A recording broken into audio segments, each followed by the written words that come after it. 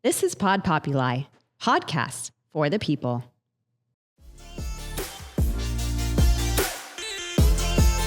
Hi, everyone, and welcome to the FemForce podcast. My name is Rachel Paskman, and I am your host. And today I am so excited because I get to be joined by my friend, Brooke. Brooke, thank you so much for being here. I'm excited to have you on. Thanks. I am super excited. So Brooke and I met through the Junior League of Cleveland, which is one of the avenues that I volunteer with. And Brooke has now branched out onto her own to start her own nonprofit, which we're going to talk about today. So Brooke, tell the audience just a little bit about yourself, though, your personal life, because you're not just all about volunteering. You're a mom, you're a corporate girly. Give them all the deets. Yeah, thanks.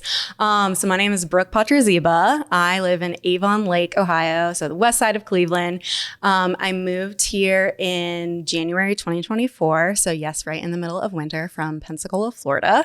No, I'm not that crazy. I have some family up here, so definitely wanted to move up. And like you said, I am married to my husband, John. I have two little girls, Ellie and Frankie, who are 3 and 2. And yes, I'm definitely done having kids. And I work full time for a consulting firm in the healthcare industry, and definitely fill my cup with passion projects like starting Impact1000 Cleveland and Junior League, and serving on different boards and being a part of the organization. So. Which I think is amazing because you're new to Cleveland, but you've seen that you really want to be able to make an impact in this area that you live in. Definitely. And that's something that, so I lived in Pensacola literally my entire life. I was born in Maryland, but I moved to Pensacola when I was 3. I went to college in Pensacola, all of my friends. It's definitely a place that a lot of people don't leave. It's warm. It's warm, doesn't snow. The beaches are awesome. And it's definitely had just a boom of infrastructure and growth over the last 10, 20 years, truly.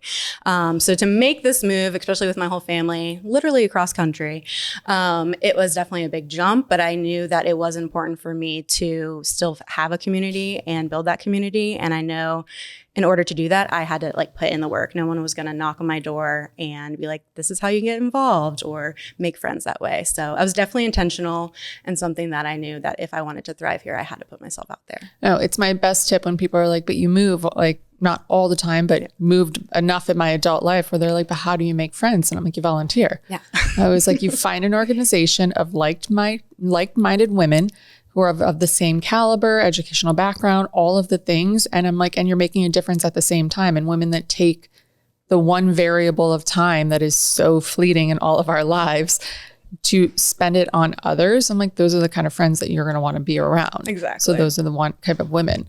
So when you got involved with volunteering and, being more involved in the community, what really sparked the idea to be like, I want to do even more? Yeah. So basically I'm crazy, and love that. Me too. We're here for it. We're here. I need to do 1,000 things all the time. A-type girlies. We're here. A little background. So again, from Pensacola, Florida, and Pensacola actually is home to the largest Impact1000 chapter in the world. Yes, wow. It is a global organization. So they have 1,200 women that come together every year to give $1,000 each, and they give away $1,200,000 grants. So whenever I moved up here, definitely got involved with Junior League, how I know you. I'm president of my alumni association for Alpha Delta Pi, my sorority. And then just knowing that transformational change that Impact1000 did in Pensacola, I was like, why doesn't Greater Cleveland have something like this? It was actually founded by Wendy Steele in 2001 in Cincinnati, and there's not another Ohio chapter. So the fact that it's popping up over the US, but then also in Australia, the UK, all over. I'm like, Ohio needs to be, we need to get another chapter. We need to be in our back door here. Yeah. So what exactly is Impact1000? Great question. I would love to tell you. So it is a women's giving organization where women come together every year, donate $1,000, and that $1,000 goes straight to a grant pool. So where the 100 comes in is we want to have at least 100 women come together to award a $100,000 grant to a local nonprofit. Whenever we go above and beyond, for Pensacola chapters or a lot of other chapters, they go above 100 and give out multiple $100,000 grants every year. So you also get the community, you get events to go to, you get to meet your best friends along the way and all that kind of stuff. But it is truly that impact where we are just donating and giving it to nonprofits in need. And what is the difference between this and other organizations that you have volunteered at? Yeah, so a lot of this, what really drew me to it is because we're all very busy women. Like not that I don't need another connection or another social or another like meeting, but this is an organization that you get to put in what you want to. So there are women that you don't even have to live in Cleveland. Like you just have to care about Greater Cleveland. If you want to just write your check and be part of it and vote at our annual meeting of where that money goes to, you're more than welcome to. Or if you want to be insane like me and be a president and be on the board and serve on a grants focus area committee or plan social events or something like that, you can, there's no right or wrong way on how you can be a member. And if you just want to understand the greatest needs of our community. So we are not the ones we're making change by funding those opportunities and funding those projects and funding those nonprofits, but we are not the actual change makers, I guess. We are leaving that up to the nonprofits. So nonprofits are definitely spread thin in their time, treasure, resources, all those types of things. And we just want to be able to have women at the table to fuel that change for our community. I mean, it has to be really powerful to have that collective experience, to be like, we have come all together as women to raise such an extraordinary amount of money to be able to give back to the community. Yeah, definitely. And that's something that, I'm definitely passionate about, just again, bringing women to the table and making sure that like we have a voice and that we don't always, there's some misrepresentation as far as like they'll vote from their heart or they'll just give to, needy children or like something like that. But we actually have 5 grant focus areas. So we have education, health and wellness, family, environment, and arts and culture. Yeah. So again, arts and culture, education, environment, family, health and wellness. So that's a very, very like broad buckets, right? So you're like, what nonprofit wouldn't fall into this? So definitely by design. So in order to get awarded one of our grants, you have to serve Cuyahoga County or any of the counties that touch. And then also your project or your program has to fall within those grant focus areas, not necessarily like your overall mission, if that makes sense. So I think what you said about it being, people misconstrue that women are doing it emotionally. Mm-hmm.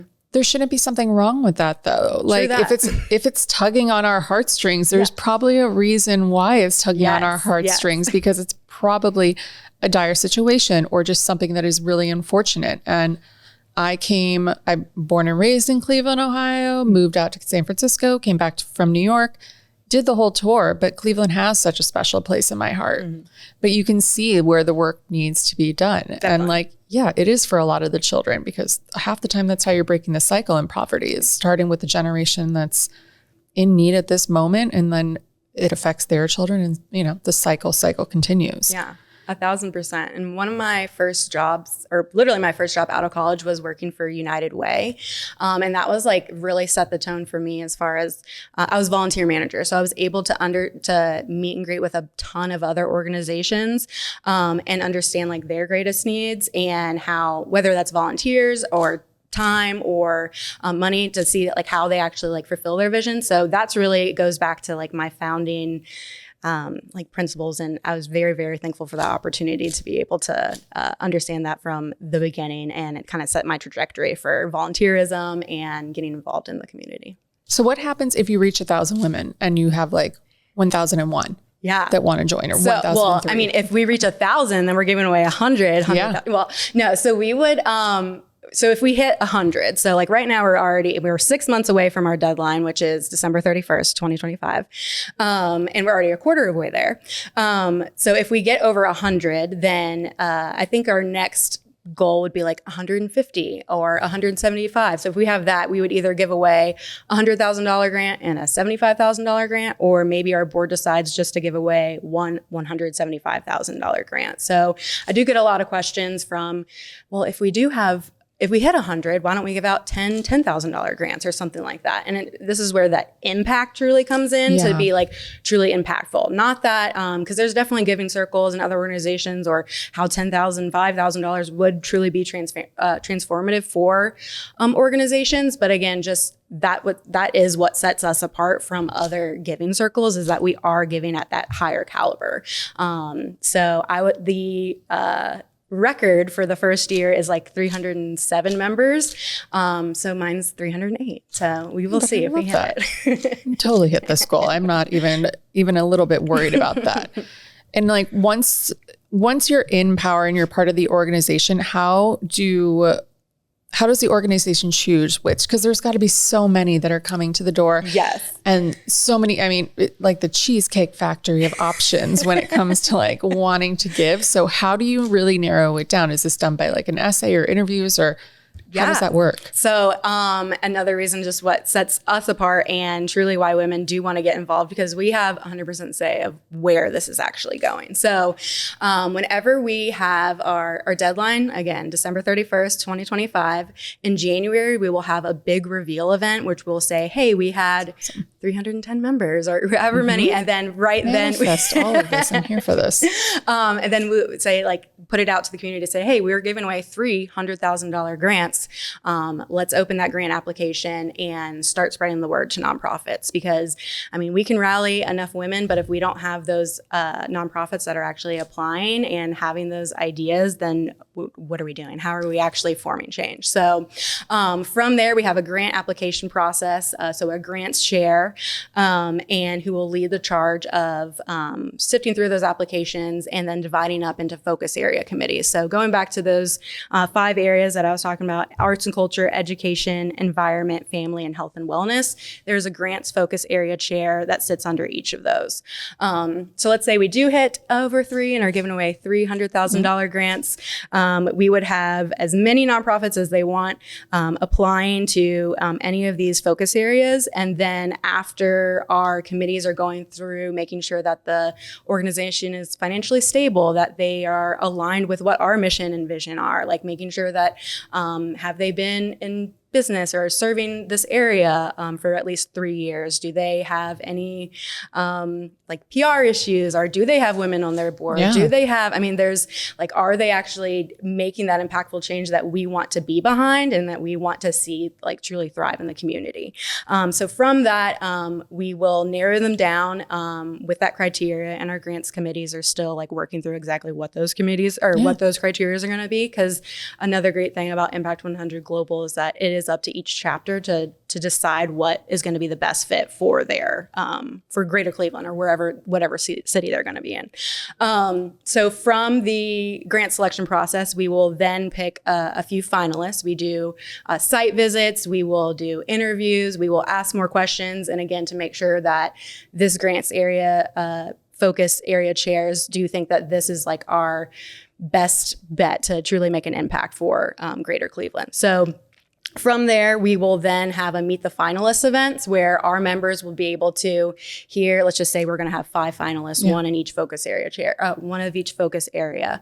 And then we will have like a meet and greet. Maybe it's like a cocktail night or come, and then we get to learn a little bit more about what their passion or project or program that they want to fund with this $100,000. So from that, we have our annual meeting, which will be in fall 2026 or late summer. And then this is where we all get together and we hear pitches from each of the organizations, and we vote in real time. So it's one woman, one vote. If you are joined at that $1,000 level, you get to vote once, and again, very democratic process to pick where the money actually goes. I mean, it's not just a 1-year thing also. Right. So it's, if it's your specific area of focus that you want to, it could be the next year. And I'm sure then, can you apply more than one, like every year? Or like more than once, So we're still again, building out those policies and procedures and seeing how we really want to do it. We definitely wouldn't like award the same organization over and over or anything like that.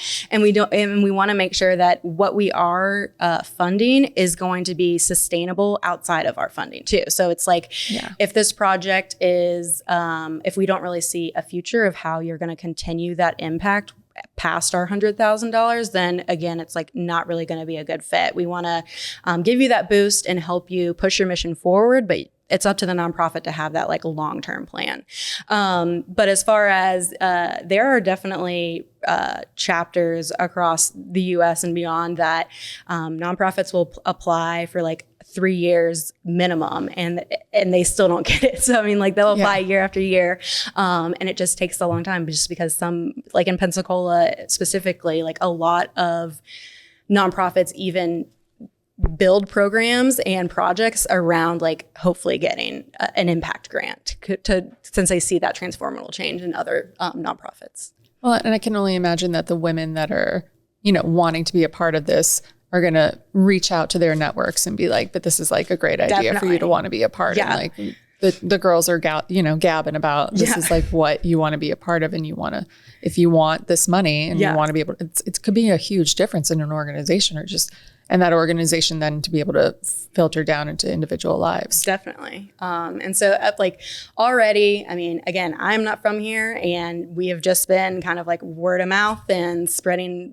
things out into different circles, and social media is definitely a big one. And I've had women of all different backgrounds, talents, corporate or even nonprofit, that are already bought in to be like as a member. And then also like I have a nonprofit that would, I mean, obviously what nonprofit wouldn't want $100,000? Exactly, yes. But like just the women that are saying yes to the mission just by giving and being a part of that transformational change is very exciting. We have great momentum right now. And I mean, with you not being from Cleveland originally, like you have to have like just the most fresh perspective on this. And especially being someone who's volunteered before and been in like nonprofit circles and things like that. Yeah. So what are some unique things that you have seen in the local nonprofit landscape here in Cleveland? Yeah, I mean, I think just, again, coming from Pensacola, where it's much, much smaller than a bigger city like Cleveland, I think just the robust nature of so many different nonprofits. And again, it's like if Pensacola can really transform lives in the smaller pool of all the nonprofits that are there, Cleveland has a much better scope of like arts and culture, I mean, family, environment, like so many more things. So I think just the fact that this is a very philanthropic minded community, and that there are so many people that are philanthropic minded, but then also just like mission oriented too. So I think just the culture and the vibe of Cleveland I know that it will definitely thrive here. No, and especially with I love that arts and culture is a sect of this program. Yeah. Because Cleveland has, people don't know about like the second largest art museum comparative to the Met, and the second largest Broadway district next to Broadway in New York City. And like the arts are a really big thing here, but I don't feel like it's ever promoted to the level that it actually is here in Cleveland. I mean, the Cleveland Orchestra is world renowned. Yes. And there's phenomenal schools here for like internships and all of these opportunities for kids who really want to get involved in the arts. And I think we sometimes like forelay that for other things. And another just perk of being a member is just to learn about the greatest needs of Cleveland, or just, I'm sure there's somebody that will join and be like, wait, what do you mean that we have the second largest like arts and Broadway scene or something like that? And it's just like, so it's just again, getting out to understand the greatest needs of the community, and then also how you can get involved. So not only are you writing that $1,000 check, but maybe you learn of a nonprofit that needs a board member or needs another like monthly volunteer. And we have women that are already eager and craving that more connection and easier to plug in than just doing a social media search of like nonprofits who need volunteers in the greater Cleveland community. So, I mean, what surprised you the most about the women who have really stepped up and been like, I'm going to be a part of this organization, or I'd like to be a part of this organization? I guess it's more, my biggest surprise isn't necessarily, I mean, since the proof is in the pudding, right? There's Impact 100 Global is taking off. There's over 80 chapters worldwide. Like we keep growing. So people are definitely bought into the mission. Yeah. I guess what surprised me most is kind of having that imposter syndrome of like coming in and it's just like, who am I to like, I've never been a president or a founding president of an organization before. I have always been definitely like a worker bee, like put me behind the scenes, let me do the social media posts. She is great at that, by the way, FYI, if you need that. Let me do an event plan or something like that. But it's just kind of like, if not who, then, I mean, if not me, then who type of thing. And I think whenever we started actually getting women just paying their $1,000 online that never came to an info session or never even like had a one-on-one conversation with me is where, like the first time that happened, I literally broke down in tears because I'm like, wow, people are actually like following me and people are actually like believing in this mission and we're actually doing this. So going back to like February when I had my first call with Impact 100 Global, and I was like, hey, I'm interested, and what do I need to do to get started? Yeah. Like who can, I wasn't even thinking that I would be founding president. You're I was just like, I'd like to see this. Yeah. I was like, what do we need to do to actually get this up and running? I've seen how it's been transformative for Pensacola, my hometown, or like maybe there's another Cleveland group that is already like off the ground, and like, no, here's your toolkit and what you need to do and just run with it. And I was like, okay, let's see. I made a few but only the girlies could do that. Or they could be like, just run with it, start a nonprofit, here's your thing, go to town, here's a packet. Literally like shout out ChatGPT for being like my bestie through this and being like, what do I need? How do I file for a 501c3? Like, what are good like bylaws or policies and procedures? How do I build a diverse group? Like, how do I reach out to other circles outside of my own in Cleveland? So, I mean, it was a lot of, again, going back to that imposter syndrome and being like, no, I can do this shit. So, you've been inspiring for me. I mean, I'm moving. Who knows? Maybe we'll start more in Ohio and like see. They don't have one in Columbus. They don't. I checked. I was like, this would be good down here too. I can definitely teach you my lessons learned and everything so far. I mean, you can mentor so many women on like, but it's a truth though. Like it's the imposter syndrome. It lies so deep. And it's something we talk about with so many different guests on this podcast all the time. But I can be a capital P professional. Like I am awesome at my job. I'm one of the best there are. It's not bragging. It is what it is. Yeah.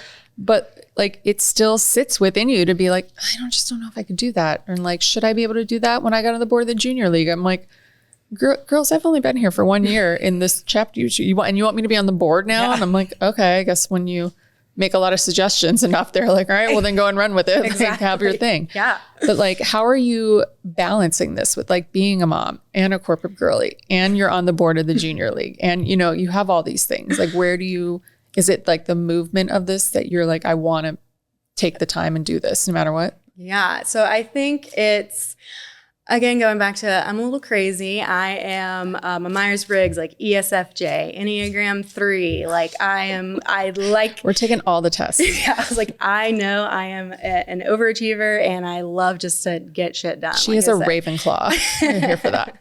But I think so even why I moved from Pensacola, like to Cleveland. Yes, my sister lives here and she has 2 young girls and I have 2 young girls. But it was very hard to leave my home at Pensacola. So my mom and dad both lived there. Whenever I was 6 months pregnant with Ellie, so in 2021, my mom called me and she was having stroke-like symptoms. So I was like, we got to go to the ER. Like, figured this is very important. My mom's definitely my best friend. So I went to the ER and then shortly after, like, found out she had a brain tumor. And just sitting with her through all of that and unpacking that and just kind of switching from my happy, like I am newly married, I am 6 months pregnant, like I am building my nursery, all this stuff. And now my focus is like, I'm still all of those things, but now I'm almost my mom's caregiver and it's not like helping my mom navigate through this. So we did find out she had glioblastoma, which is a terminal brain cancer. So I was already juggling, like, again, being a young mom, freshly married, a corporate girly then, and all that kind of stuff. And then trying to define like what truly matters. And like the last years of my mom's life is what truly mattered. And I wanted to make sure that I was very present and a part of that. So then in about, I guess, 8 months later, my dad actually passed away from a heart attack. And then a week later, I was laid off from that corporate girly job. So again, it was like, all right, I am, And then 2 weeks after that, I found out I was pregnant with Frankie. So again, just keep on coming, just to paint the picture of my mom is still in this 2-year battle with her terminal cancer diagnosis. My father just passed away. I am pregnant with my second girl and I just got laid off. So I think that was truly a pivotal moment in my life where it was like, okay, what do I truly care about and what what is this life? What is the meaning of life? And what do I really want to focus my time and energy into? So from there, I mean, in that point in time, I was definitely caring for my mom and being with my family and getting through pregnancy and all those types of things. So whenever my mom did pass away while I was on maternity leave with Frankie, so she passed away a month after Frankie was born. So at least she got to meet both of my girls. But that's when I was able to sit there and actually breathe and be like, okay, I got my mom through this. I was able to get through this. I got my family through this. But now I'm almost overwhelmed with stillness of like, okay, what next? Like, what do I now? Let me really like focus on me and what do I need to do to truly like pour into my cup, since I've been pouring into everybody else's cup the last few years. So that's when I did make the decision to move to Greater Cleveland and be closer to my sister. Like family was still important to me, obviously. But then also like building that community and getting out of my comfort zone of Pensacola and where I've known my entire life, and starting something new. So I think Impact 100 was a great bridge, since I did see the transformative change in Pensacola and bringing that here, and getting involved in a bunch of different things. So that's kind of my why behind everything. But how inspiring for your daughters to be able to see. Yes. Like mommy not just working, but mommy leading and mommy volunteering and giving back, and just like, and being a wife and being a mom, like just doing all of the things that has to be so, I mean, they're very young and I know that, but like seeing it from such a young age and continuing to see it, it's not like you're stopping anytime soon. The momentum's here. Yeah. That has to be so like awe-inspiring that, you're like influencing them in such a powerful way. Yeah, no, definitely. They're definitely my why, and why I just keep doing what I'm doing. And I definitely don't lose sight that like being a mom is definitely my number one thing. Like I do spend my weekends like truly engaging with them as like much as possible. Again, I do work full time, so they're in daycare. Shout out to John, because he is doing bedtime a lot. If I have, night meetings or something like that, like I definitely couldn't do it without his support. But I don't know. They'll either grow up to love me or hate me, or be like, Mom, you were doing too many things, or, definitely. That's why we have therapy. It's fine. Exactly. Right. My therapist is like, you're going to mess up your kids no matter what you do anyway. So you might as well live your life. I'm like, true that, girl. Well, literally. I mean, my therapist says similar things. I don't have children though. It's fine. So you're inspiring young, obviously girls, you're inspiring the other women around you to join this organization. You're inspiring me sitting here telling me your story. What do you want women to hear when it comes to giving and leading in a community? What is your number one piece of advice? My number one piece of advice would definitely just be to do it and get out there. I think a lot of people do just sit back and wait for someone to, I think it is always good to like lean on somebody or lift people up or, invite them to come to an info session or learn more or something. But like, if anything sparks a little bit of interest in you, like it's worth at least taking the leap to learn and to step out of your comfort zone. So that's something that I'm definitely learning. So don't be afraid to grow. Don't be afraid to step out of your comfort zone and just take the leap. And what about for women who, they want to give back, but it just might not be in their financial budget to be able to do so right now? Is there a payment plan, or is there another way they can get involved? Or do you have recommendations for other things that they can get involved in? Yeah, for sure. Like it is not lost on me that $1,000 is definitely like a huge barrier to entry. Like I myself have never written $1,000 check to anything besides like maybe a doctor bill or my mortgage or something like that. Like those necessities. Yeah. God, the government.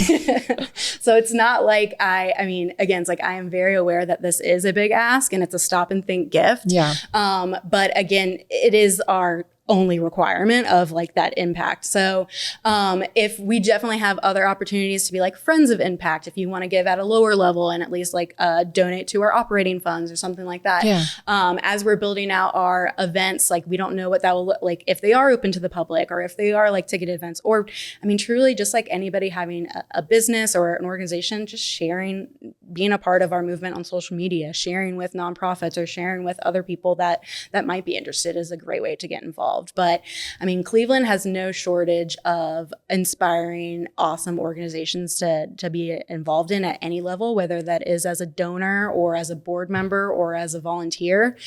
So I've definitely encouraged just, again, someone to take the leap and see what makes a good fit for them.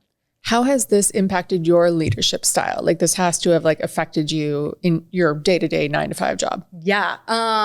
Well, I mean, I'm definitely, some people are like, wait, you have a full-time job? Like, what do you do during the day? I love that question. Yeah. I'm like, yes, we have all the jobs. We have all the jobs, guys. Yeah, it's like, I still got to pay the bills, y'all. No, it's definitely impacted my leadership style because it's, again, pushed me out of, I've never been a president of a huge organization, let alone a founding president before.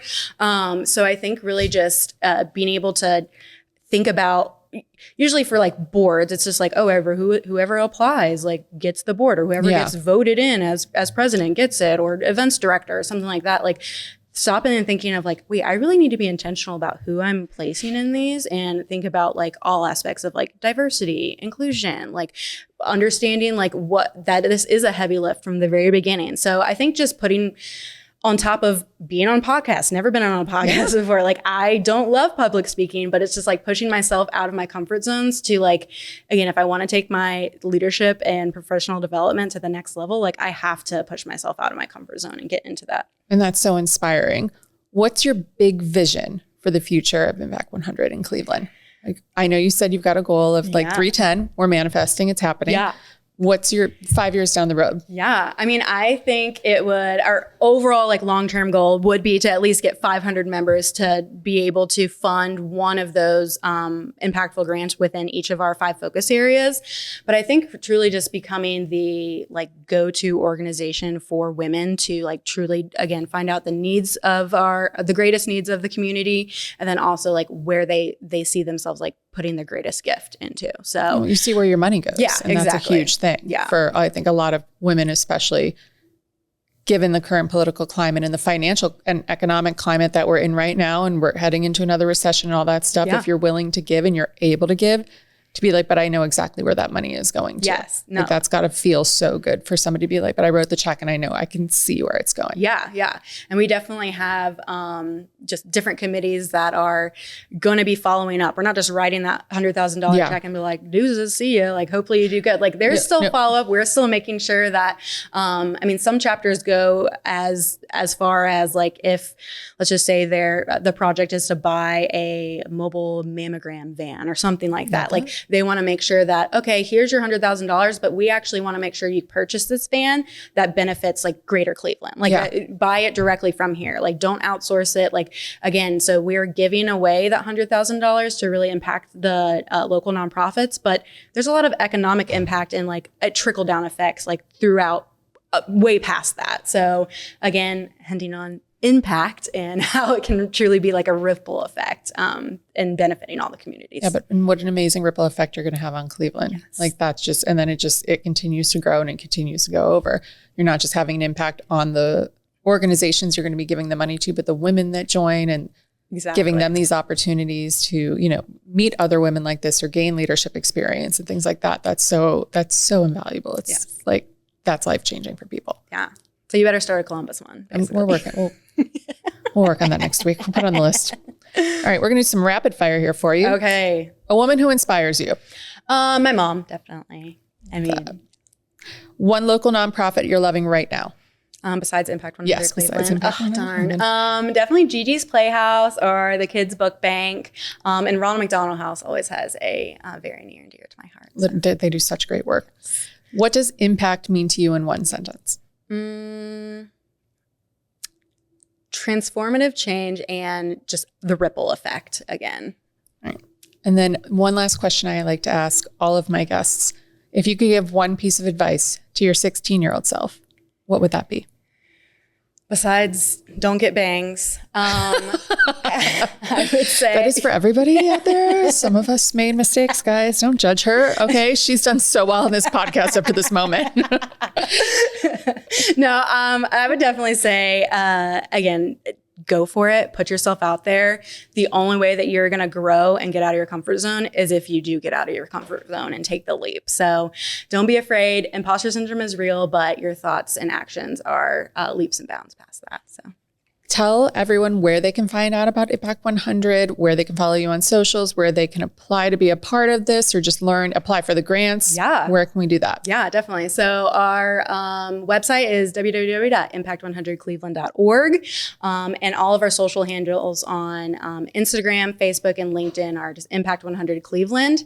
And we are definitely all on the socials. So please help and share. And you can sign up for like a membership info session that we're hosting now throughout the end of the year.